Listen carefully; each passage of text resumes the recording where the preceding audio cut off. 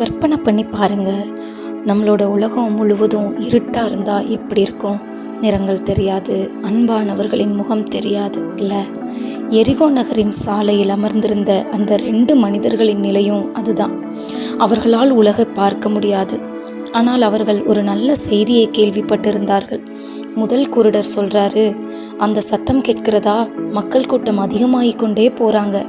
அப்புறம் 2ஆம் குருடன் சொல்கிறாரு, அது அவர்தான், நாசரேத்து ஊராகிய இயேசு இந்த வழியாகத்தான் போய்கொண்டிருக்கிறார். மக்கள் கூட்டம் இயேசுவை சூழ்ந்து செல்கிறது. அந்த 2 மனிதர்களும் எழுந்து நின்று தட்டு தடுமாறி ரொம்ப சத்தமாக கூப்பிட ஆரம்பிக்கிறாங்க. இதுதான் தங்களுக்கு கிடைத்த ஒரே வாய்ப்பு அப்படின்னு அவங்களுக்கு தெரியுது. மக்கள் என்ன நினைப்பார்கள் என்று அவர்கள் கவலைப்படவே இல்லை. இருவரும் சேர்ந்து சத்தமா, ஆண்டவரே, தாவீதின் குமாரனே, எங்களுக்கு இறங்கும் அப்படின்னு கத்துறாங்க. கூட்டத்தில் இருந்தவர்கள் அவங்கள பார்த்து, சத்தம் போடாதீங்க, அமைதியா இருங்க அப்படின்னு சொல்லி அதட்டுறாங்க. ஆனா அவங்க இன்னும் அதிக சத்தமா கூப்பிட்டாங்க, ஆண்டவரே, தாவீதின் குமாரனே, எங்களுக்கு இறங்கும் அப்படின்னு. இயேசு ஒரு நிமிஷம் நின்னாரு. இயேசு அவங்கள தன்னிடமா வரும்படி அழைக்கிறார்.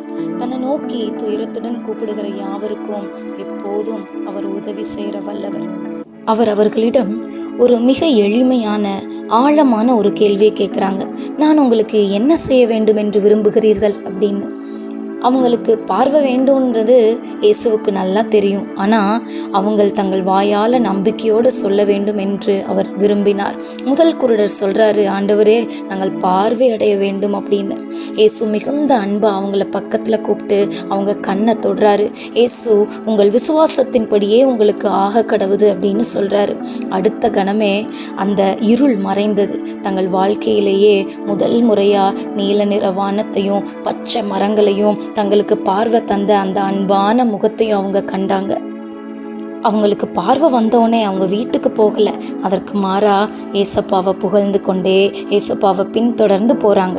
வாழ்க்கை எவ்வளவு இருட்டாக இருந்தாலும் விசுவாசத்தோடு இயேசுவை அழைத்தால் அவர் நிச்சயமாக கேட்பார். அவர் நம் குறைகளை மட்டும் பார்ப்பதில்லை, நம்மையே நேசிக்கிறார்.